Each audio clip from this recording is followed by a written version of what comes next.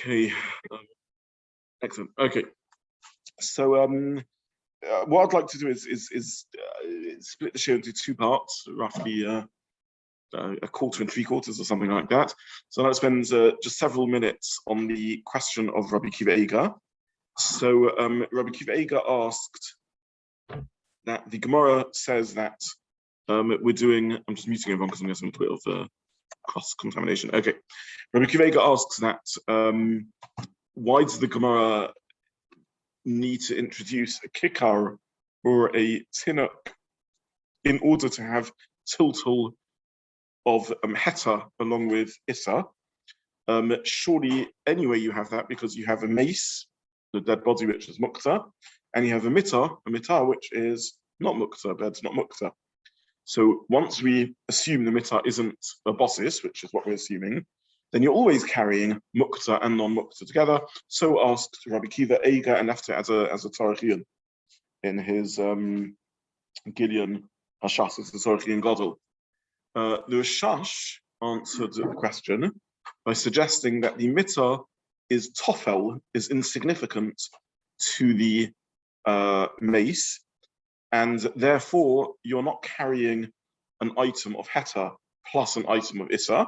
You're carrying a Muktza item with a bed that's insignificant and tofel to it, and therefore the Rishash seems to be assuming that the logic of how it helps to put a kikar or a tinuk there is that you're doing two things. You're carrying the Muktza, but you're also carrying the non-Muktza item. And your action ascribes as much to the non-Muktza item as to the Muktza item. Never the Shash says that when you put a baby there or a loaf of bread there or something else. If it's merely the mitar, which itself is subservient to the mace, then your action subscribes to the mace, not to the mitar. And therefore this is an action of moving Muktza, not an action of moving non-Muktza. And the parable or the analogy he gives to this is a separate halacha, not Hilchas Muktza, Hilchas Hitzah, carrying on Shabbos, in which you're allowed to carry a chai, and we assume there also that the bed is subsumed or nullified or insignificant vis-a-vis the chai, and therefore the carrying is ascribed to the chai, not to the mitar. So similarly here, he says the bed is insignificant or subsumed to the mace, and therefore the carrying, the movement is ascribed to the dead body, the Muktza item, not to the bed. So says the Rishash. Now this comment of the Rishash, I'm not going to go into in too much detail, but it raises lots of interesting questions about what precisely is the svara of the Rishash, and what would he or wouldn't he include in things which are nullified or insignificant vis-a-vis the Muktza item. And this translates into very practical halacha in terms of what can or can't you put together with Muktza to allow you to move Muktza. How separate an item does it need to be? Or when do we need to worry about this svara of the Rishash that the Muktza item is somehow insignificant vis-a-vis the non-Muktza item, and therefore it doesn't help.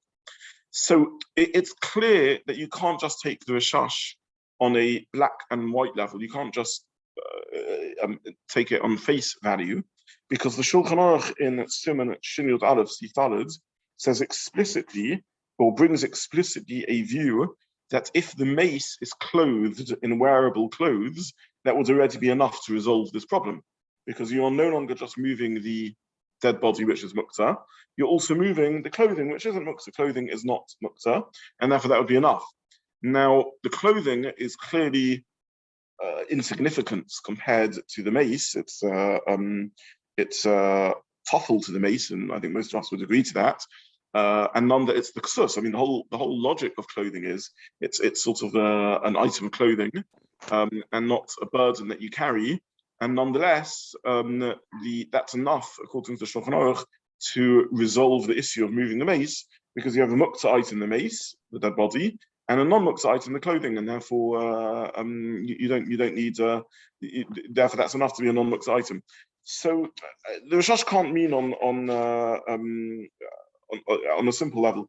So there's two ways you can think about the svara of the Rishash, and this has a radically important halachic distinction. One way of saying it is that actually really the opposite svara is true. It's only when the mace is the means through which the other object is carried that we say your action is ascribed to the non-Muktza item, and the Muktza item is merely viewed as a type of bossis or insignificant to the non-Muktza item. In other words, what the Gemara means to say is I'm placing the tinuk or the kikkar on the mace themselves, and therefore the mace becomes the vehicle through which I transport the non-Muktza item, and that's really the requirement that we need over here. The requirement, in other words, we're going to the opposite extreme. How does it help that I've got a kikkar or a mace there, or a tinuk there? Surely I'm still carrying two things. I'm carrying a non-Muktza item, but I'm also moving a Muktza item. So how does it help? I'm still moving a Muktza item on Shabbos. And the answer is only when my action can be ascribed solely to the non-Muktza item. In other words, there's an indicator that the non-Muktza item is more chashuv than the Muktza does its work. So what does that mean? Where the mace is the vehicle through which I'm carrying the non-Muktza item. And there are places that say this. For example, the Chazon Ish is of this opinion. Gary, I'll come to in a moment. The Chazon Ish is of this opinion, and the Chazon Ish says that you have to put the kikkar or the tinuk on the mace themselves. Let's not worry about the trauma of the small child, and only in that case are you allowed to move it, because the mace is the vehicle through which you're transporting the Muktza item. And the Chazon Ish is of the opinion that's sufficient to explain the scenario of the clothing, but it would also answer Rabbi Kivega's question. The clothing is on the mace, and therefore I'm transporting the clothing using the mace. However, the bed is on the contrary. The mace is on the bed, and therefore the bed is subsumed to the mace. Now that's how some understand this sort of svara of a bittul. Gary, I don't know if you wanted to ask something, or you... Yes, sorry. What's that sounding like to me in my ignorance is that there is a mace which has two characteristics. It's Muktza itself, but it's actually a basis for something that's mutar. Yes. Meaning it's got a Muktza aspect and a non-Muktza aspect. Wouldn't we normally say if that's the case, then you can't move the Muktza aspect? So 2 points to what's an excellent question. The first point is that Gary, I'm muting you just because I'm getting a little bit of interference, but unmute yourself if you want to carry on the conversation. The first point says this is in a sense a made-up concept, this idea of a bossis to a non-Muktza item. It's not really something that we find elsewhere. We normally find the idea of bossis in the other way around, that something which is a support or a bossis for a Muktza item in turn becomes Muktza itself. But so we're sort of using the term by analogy, and we're saying here the mace becomes the means of carrying the non-Muktza item, therefore I'm allowed to move it. It's not that therefore the mace becomes unmuktza, it ceases to be Muktza. There's no such halachic concept. It means my action can legitimately be ascribed to the non-Muktza item, and therefore this is mutter. Now, the second part of your question is not just a question on this latest svara, it's a stomachy question, the Gemara, and this is why I wanted to use this Rishash as a crowbar to crack it open, which is what actually is the logic or the lomdus or the svara or the reasoning why having a kikkar or a tinuk helps? I'm still carrying muktza. And the answer has to be, therefore, that as long as my action can be ascribed to moving a mutter item, it doesn't matter if it's also ascribed to moving a non-mutter item. And that's a bridge we have to cross no matter what. There's no way of avoiding that. However we precisely tune the lomdas, it has to be that as long as my action can at least equally or more be ascribed to the non-muktza item, that's enough to justify this action. And unlike other isurim, if you eat, and this is a ridiculous example, if you eat 2 pieces of meat, one kosher, one non-kosher, we don't think, yeah, but my eating is going on the kosher item, not the non-kosher item, because these are 2 independent actions. But the action of muktzah, which is an action of moving objects, it is legitimate to say my action is an action of moving a mutter movement, and therefore I don't need to worry about the fact that incidentally also a muktzah item is being moved. However, that's only, as the Rishash says, when the non-Muktza item isn't subsumed to the Muktza item. What do we mean by subsumed? We can't mean that it's insignificant or nullified to it, because clothing also is. So Chazon Ish says what we mean is the Muktza item being used to carry the non-Muktza item, or the other way around? So that's one way of saying it. So Chazon Ish therefore draws from our Gemara conclusion that you need to be carrying the non-Muktza items via the Muktza items, and only helps if you put the non-Muktza items on top of the Muktza items. Only then does kikkar or tinuk help. So this is the view of the Chazon Ish. Others say you've gone too far. You don't need to take it this far. We can draw a weaker conclusion from Gemara. All you see from the Gemara is that if the Muktza item, if the non-Muktza item is carrying the Muktza item, albeit not, it doesn't become a bosses to the bed, but it's subsumed to the service of the Muktza item, then you can't argue that it should be allowed because I'm carrying both a non-Muktza item and a Muktza item, because the non-Muktza item I'm carrying is the means to carry the Muktza item.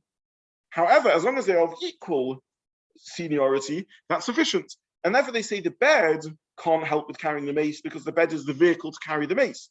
However, if I put a kikkar tinuk next to the mace on the bed, that's sufficient because now when I carry the bed, I'm carrying both equally. I'm carrying the kikkar and the tinuk equally, and therefore that's enough for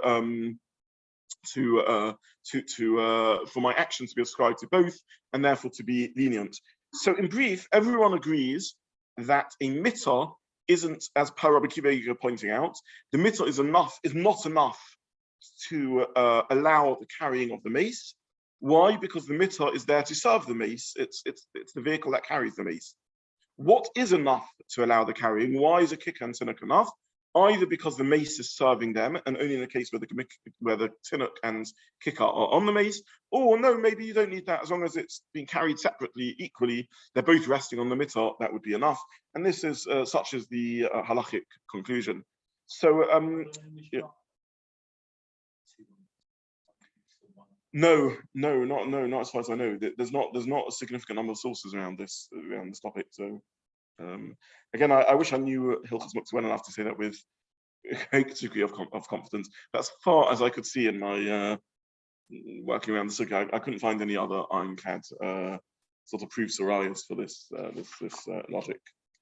Okay, so this is part one of what I wanted to say. Part two is trying to look at tiltul min hatzad and tiltul b'gufay. So for the interest of clarity, I'm just going to go through them one by one. On the source sheets, pretty much page 1 is tiltul min hatzad, and page 2 is tiltul kelachayad and tiltul b'gufay. Now, just to remind you, our Gemara is talking about tiltul min hatzad, which Tosfos says means that you are moving a Muktza item by moving something else, such as by moving the mitzvah or something like that. You're indirectly moving it, or maybe use a broomstick to prod Muktza into place. Indirect handling of Muktza, that's tiltul min hatzad. Rashi translates our Gemara differently. He said it really means tiltul kelachayad, which is synonymous with tiltul b'gufay. You don't grab something with your hands, but you use kelachayad, the back of your hands, or you use your elbow or your knees or your nose or whatever it may be. That's referred to by Rashi translates that into our Gemara as tiltul min hatzad, but in halachic literature, that's not referred to as tiltul min hatzad, that's referred to as tiltul b'gufay or tiltul kelachayad. So we'll use the practical halachic terminology, which is that tiltul min hatzad means moving Muktza via another object, and tiltul kelachayad or tiltul b'gufay means using a body part other than your hands to move a Muktza item. Even though Rashi has a different terminology, we'll use the practical halachic terminology. Discussion about whether in Tosfos was talking about actually moving, we're tilting the bed. Yeah. And maybe Rashi was talking about actually just moving the body itself. Correct. I do think that's how Rashi learns, and the Ron learns that as Peshat and Rashi. You're moving the body itself, and you're doing it b'gufo with a body part or kelachayad, and therefore it's okay. But in practical halacha, that doesn't end up the meaning of the terms. So Rashi translates tiltul min hatzad as moving the mace itself with the body part, but in halachic literature, when we talk about tiltul min hatzad, we mean moving via another object, and Rashi's translation we refer to as kelachayad or tiltul b'gufay. Okay, so this is just an introduction to the sugya. What I'd like to do in the sort of 14 minutes available is try and run through as much as I can of the sources and the lomdus around this, and with that we'll sort of finish this part of the sugya. But I'd just like to try and cover as much ground as I can. So very briefly, Tosfos at the bottom of the Amud, Tosfos is a masechta to Kula Alma, collates it basically asks a type of contradiction between the sugyas. Our sugya seems to imply that tiltul min hatzad is mutter.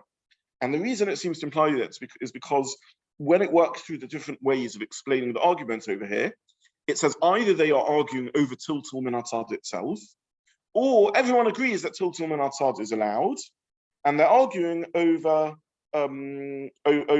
something else. And Tosfos doesn't say, it says tiltul min hatzad shmei tiltul, implying I'm sorry, so the other way around. The Gemara, when it says the Kula Alma says Tiltul min Atzad Shmei Tiltul, which seems to imply that everyone agrees that it is Tiltul and it be forbidden. And it doesn't say the other way around, that Tiltul min Atzad the Kula Alma Lo Shmei Tiltul. So Tosfos derives from that it looks like the Stama de Gemara, the anonymous editor of the Gemara, paskins that Tiltul min Atzad Shmei Tiltul and is not allowed on Shabbos. So just to summarize, because I got myself into a tangle, the Gemara suggests either that they are arguing over the concept of Tiltul min Atzad, or that everyone agrees that Tiltul min Atzad is forbidden. The Gemara does not suggest that everyone agrees that Tiltul min Atzad is allowed. She seems to imply that the anonymous editor is comfortable with it being a machlokas, or comfortable with the halacha being that Tiltul min Atzad is not allowed, but not comfortable with the possibility that Tiltul min Atzad is allowed. Tosfos then assembles an array of other sugyas which seem to imply that Tiltul min Atzad is allowed. And Tosfos says then a chiluk, and this chiluk enters practical halacha. By the way, the same distinction is more or less said by a whole array of Rishonim, the Rif and the Rosh, and many other Rishonim all say the same distinction. And they all basically say that there's two scenarios of Tiltul min Atzad. Tiltul min Atzad, when I am indirectly moving something in order to move Muktza, isn't allowed. That's our Gemara, is not allowed. Tiltul min Atzad, when I am indirectly moving something to move Heta, and incidentally I'm moving the Muktza, that would be allowed. So Tiltul min Atzad is not a clean Heta. It's not an allowance always to move Muktza. It's an allowance to move Muktza when the Muktza is being moved incidentally, but my intention is to move Heta. So let's just give an example. In our sugya, you're moving the bed. A bed is not Muktza, but your intention is through so doing to move the mace. That wouldn't be allowed because it's an indirect moving of Muktza where my action is targeted at and therefore ascribed to the Muktza, and therefore it doesn't help that I'm moving it indirectly. Whereas in a situation where I'm not trying to move the Muktza, so for example, I'm trying to lift a vegetable, and incidentally in lifting the vegetable, earth falls off the vegetable. I'm not trying to move the Muktza, I'm trying to move the Heta.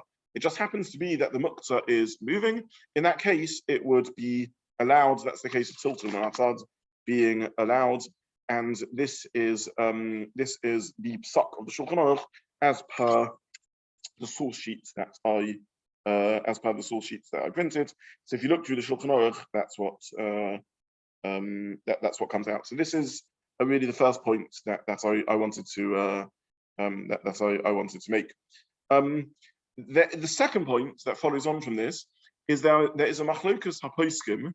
If my Tiltul min Atzad, why is it that there's this chiluk? What's the logic behind Tosfos' chiluk between that he says that Tiltul min Atzad when I'm doing it for the sake of Muktza is not allowed, and Tiltul min Atzad when I'm doing it for the sake of the non-Muktza is allowed? So one way of saying it is that they allow Tiltul min Atzad if my goal is a non-Muktza movement. The other way of saying it is that my action, when an action is done indirectly and therefore only weakly ascribed to the result, intentionality is important. If I'm directly moving Muktza, it doesn't make a difference if I'm doing it for the sake of Muktza or not for the sake of Muktza. If I'm indirectly moving Muktza, then I'm using the broom to prod something. What is my action relating to? What is my action ascribed to? What is it connecting to? What am I doing? Am I moving the Muktza? I'm moving non-Muktza? That would depend on intentionality. And the nafkamina, the difference between these two reasons is if I'm moving indirectly a Muktza object, but with the intention of trying to get to a non-Muktza item. So for example, I'll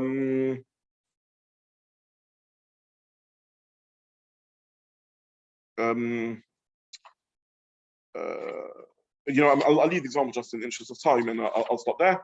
The Tosfos and the Rishonim say that the chiluk between Muktza and Tiltul min Atzad, where the Gemara says we paskin Tiltul min Atzad Shmei Tiltul, and Tiltul min Atzad where we paskin Lo Shmei Tiltul, is what my intentionality in the action is, and I think I'll stop there with that point.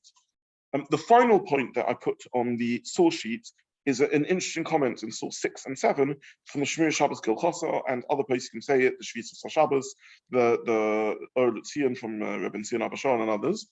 And this is very relevant in practical halacha.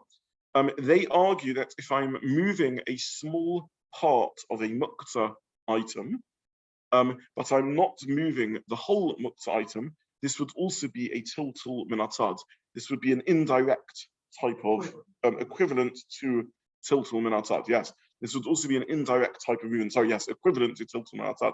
And their logic is as follows: that the point of tiltul min hatzad is that my action doesn't ascribe itself to the whole Muktza, and therefore if I'm moving merely a part of the Muktza, this would be analogous to it, and therefore if I'm doing it not for the sake of the Muktza, this should be allowed.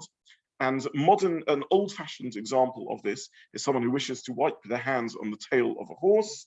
Their hands are dirty. The horse is Muktza. The tail of the horse is Muktza, but it's only part of the horse, and therefore I'm only moving part of the horse, and that would be allowed.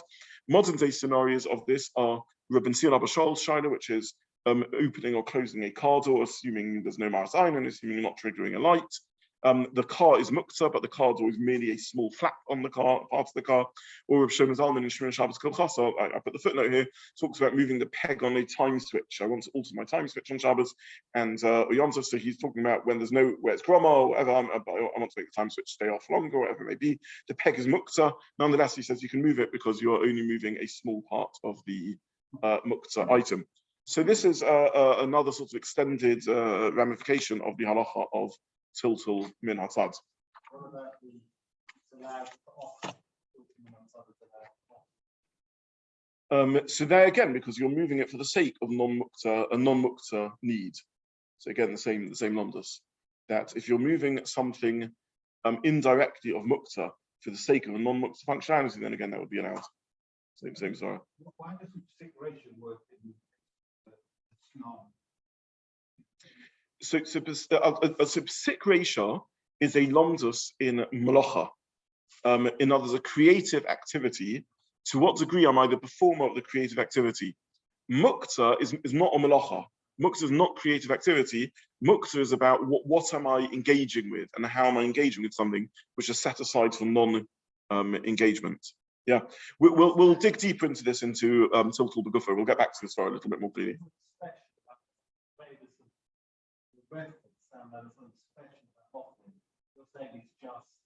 Ochlin is an extreme. It's an extreme example of something being as non-Muktza as possible. We haven't gone into this, but even within the world of non-Muktza, there's gradients of how non-Muktza something is. Let's push this slide now. So Ochlin is simply an extreme example of something that's non-Muktza. Yeah.